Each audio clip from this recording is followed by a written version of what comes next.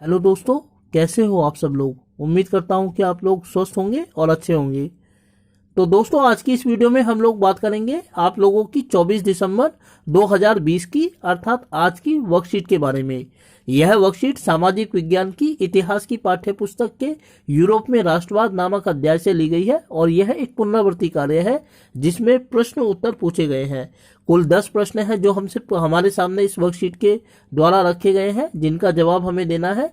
और उसके बाद एक अपठित बोध है अर्थात स्रोत आधारित प्रश्न है जिसमें एक अनुच्छेद दिया गया है और उसके आधार पर कुछ प्रश्न हमसे पूछे गए हैं। तो एक एक करके हम इन सवालों के जवाबों को जानेंगे दोस्तों। और जो सवाल है वो लघु और दीर्घ प्रश्न है अर्थात वीडियो थोड़ी सी लंबी होने वाली है।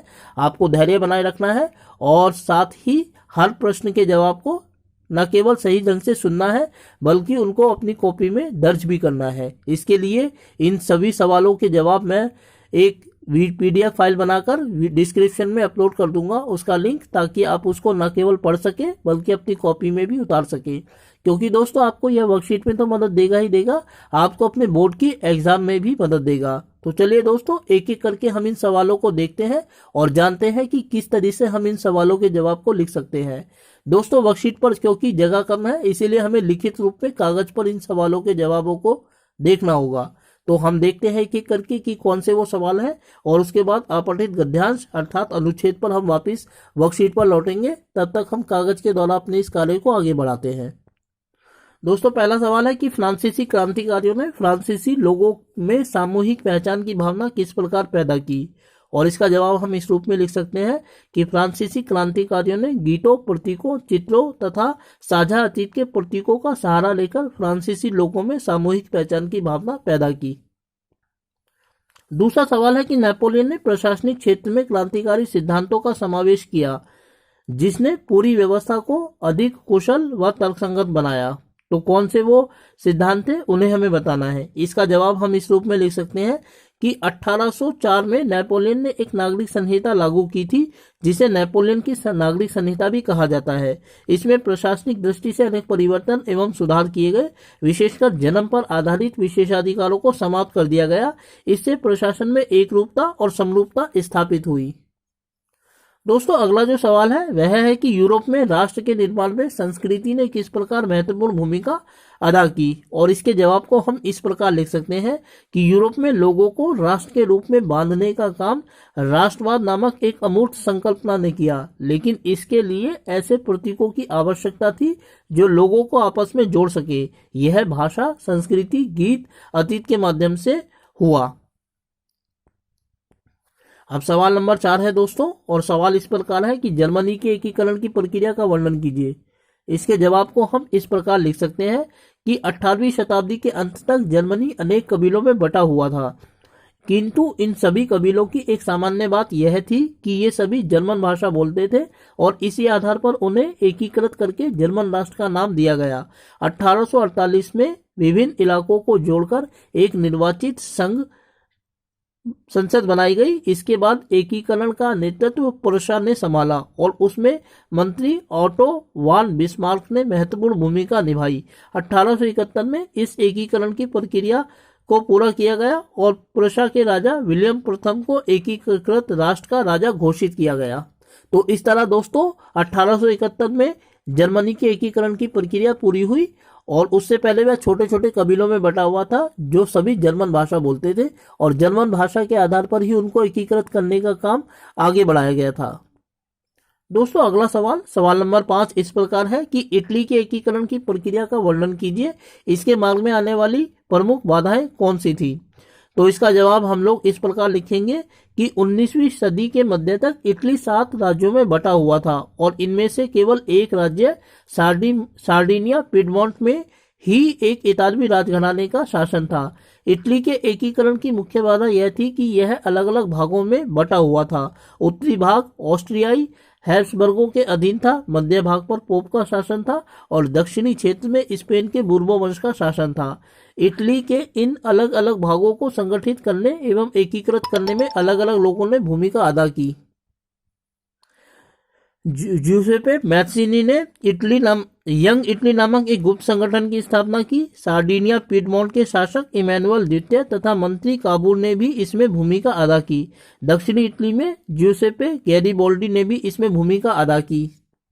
तो दोस्तों इस प्रकार इटली का एकीकरण 1860 में पूरा हुआ और इसमें अलग अलग लोगों ने अपनी महत्वपूर्ण भूमिका निभाई। दोस्तों अगला सवाल है सवाल नंबर 6। ब्रिटेन में राष्ट्र राज्य का निर्माण एक लंबी प्रक्रिया का परिणाम था, चर्चा कीजिए। और इसका जवाब हम इस प्रकार लिख सकते हैं कि इंग्लैंड को ही हम ग्रेट ब्रिटेन कहते हैं, जिसमें इंग्लैंड, वेल्स या स्कॉटलैंड अथवा आयरलैंड भी शामिल है। ये तीनों ही इलाके अलग अलग जनजातीय समूहों के थे, अर्थात अलग अलग नस्लीय लोग इसमें रहते थे। और 1688 की गौरवपूर्ण क्रांति के बाद सत्ता राजतंत्र से संसद के हाथों में आ गई थी। 1707 में एक्ट ऑफ यूनियन द्वारा इंग्लैंड और स्कॉटलैंड का विलय हुआ और 1798 में वॉल्टोन तथा उसकी अगुवाई में यूनाइटेड आयरिशमैन के एक असफल विद्रोह के बाद बलपूर्वक आयरलैंड को इंग्लैंड में मिला लिया गया। इस प्रकार ग्रेट ब्रिटेन और यूनाइटेड किंगडम का उदय हुआ। इसके बाद दोस्तों क्वेश्चन नंबर 7 है, बहुत इंपॉर्टेंट सवाल है और अक्सर बोर्ड के परीक्षाओं में भी विद्यार्थियों से पूछा जाता है। सवाल है कि यूरोप में राष्ट्रवाद के उत्थान के लिए उत्तरदायी कारकों का वर्णन कीजिए। और इसके जवाब को हम इस प्रकार लिख सकते हैं कि यूरोप में राष्ट्रवाद के उदय के लिए किसी एक कारण को उत्तरदायी नहीं माना जा सकता, लेकिन कुछ कारकों का योगदान महत्वपूर्ण रहा जो निम्नलिखित हैं। नंबर 1, मध्यम वर्ग का उदय। दोस्तों हम जानते हैं कि यूरोप में एक मध्यम वर्ग का उदय हुआ था जो कला से, शिक्षा से और साहित्य से जुड़ा हुआ था। इसने राष्ट्रवाद को उभारने में एक महत्वपूर्ण भूमिका निभाई थी। दूसरा था साहित्य एवं कला का विकास। जैसे जैसे मध्यम वर्ग का विकास हुआ, ये कला के माध्यम से, साहित्य के माध्यम से अपनी बातों को, विचारों को लोगों के सामने रखते थे और पारंपरिक व्यवस्थाओं को तोड़ने का काम करते थे। इस प्रकार इन्होंने राष्ट्रवाद के निर्माण में एक महत्वपूर्ण भूमिका निभाई। तीसरा था सामंतवाद का उदय। सामंतवाद का अंत यह था कि जो भूमि के ऊपर जो पारंपरिक व्यवस्था चलती हुई आ रही थी, जिसमें राजा के हाथ में ही सारी ताकत थी, वह खत्म होने लगी थी मध्यम वर्ग के प्रयासों के कारण। उसके बाद था छपाई का आविष्कार। दोस्तों हम जानते हैं कि मध्यम वर्ग ने साहित्य को एक महत्वपूर्ण औजार के रूप में इस्तेमाल किया और यह इसीलिए कर पाया क्योंकि उस समय तक छपाई का आविष्कार हो चुका था। वे लोग अपने विचारों को पुस्तकों के माध्यम से और पत्रिकाओं के माध्यम से लोगों के सामने रखते थे। इसी कारण राष्ट्रवादी भावना का विकास हो सका। और उसके बाद था फ्रांसीसी क्रांति। तो दोस्तों फ्रांसीसी क्रांति सबसे बड़ी घटना थी जिसने राष्ट्रवाद के उदय में महत्वपूर्ण भूमिका निभाई थी। दोस्तों अगला सवाल नंबर 8। 1804 की नागरिक संहिता के प्रावधानों का उल्लेख कीजिए। इसका जवाब हम इस प्रकार लिखेंगे कि 1804 की नागरिक संहिता को नेपोलियन की संहिता भी कहा जाता है। इसके अंतर्गत जन्म पर आधारित विशेषाधिकारों को समाप्त कर दिया गया तथा कानून के समक्ष बराबरी और संपत्ति के विशेषाधिकारों को सुरक्षित बनाया गया। इसने सामंती व्यवस्था को समाप्त किया और किसानों को भूदासत्व तथा जागीरदारी शुल्कों से मुक्ति दिलाई। सवाल नंबर 9 इस प्रकार है कि 1830 का दशक यूरोप के लिए आर्थिक मुसीबतों को लाने वाला था। तर्कों सहित कथन की व्याख्या कीजिए। और इसके जवाब को दोस्तों हम इस प्रकार लिखेंगे कि 1830 के दशक को यूरोप के लिए आर्थिक मुसीबतों वाला दशक माना जाता है क्योंकि जनसंख्या तेजी से बढ़ रही थी और रोजगार के अवसर सीमित थे, अतः बेरोजगारी बढ़ी। बेरोजगार लोग काम की तलाश में शहरों में आने लगे। इस प्रकार शहरों में भीड़ बढ़ने लगी। उधर इंग्लैंड में औद्योगिक क्रांति के कारण सूती कपड़े का निर्यात किया जाने लगा। इस प्रकार प्रतिस्पर्धा बढ़ी, साथ ही अमीर और गरीब के बीच की खाई भी बढ़ी। इस प्रकार 1829 का जो दशक था वो यूरोप के लिए भारी आर्थिक मुसीबतों वाला दौर माना जाता है। दोस्तों अगला लिखित सवाल जो 10वां है वो इस प्रकार है कि 19वीं सदी में महिलाओं के चित्र किस प्रकार राष्ट्रवाद के रूपक में परिवर्तित हो गए, उदाहरणों सहित व्याख्या कीजिए। और इसके जवाब को हम इस तरीके से लिखेंगे कि हम जानते हैं कि राष्ट्रवाद एक अमूर्त अवधारणा है जिसे न देखा जा सकता है न छुआ जा सकता है, लेकिन 19वीं सदी में चित्रकारों ने राष्ट्र की परिकल्पना स्त्री के रूप में की और राष्ट्र को स्त्री के रूप में चित्रित करना आरंभ किया। जर्मनी को जर्मेनिया, इटली को इटालिया तथा ब्रिटेन को ब्रिटेनिया के रूप में चित्रित किया गया। दोस्तों अब वर्कशीट के में जो अनुच्छेद दिया गया है उसके बारे में हम दृष्टिपात करते हैं और देखते हैं कि क्या लिखा है उस अनुच्छेद में। उसके बाद इस अनुच्छेद में जो प्रश्न पूछे गए हैं उसके जवाबों की तरफ हम दृष्टिपात करेंगे। तो चलिए शुरू करते हैं अनुच्छेद को देखना। फ्रांसीसी दार्शनिक अर्न्स्ट रैनन 1823 से 92 ने 1882 में सोर्बोन विश्वविद्यालय में दिए एक व्याख्यान में राष्ट्र की अपनी समझ को प्रस्तुत किया। बाद में यह व्याख्यान एक प्रसिद्ध निबंध के रूप में छपा जिसका शीर्षक था क्वेस्ट से क्वो यूने नेशन, अर्थात राष्ट्र क्या है।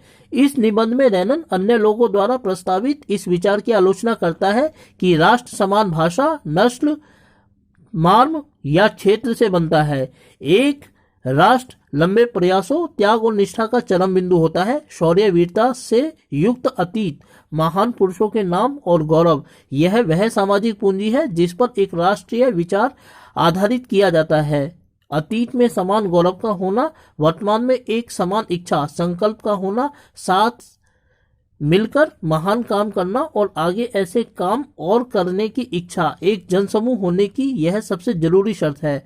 अतः राष्ट्र एक बड़ी और व्यापक एकता, लार्ज स्केल सॉलिडेरिटी है। उसका अस्तित्व रोज होने वाला जनमत संग्रह है।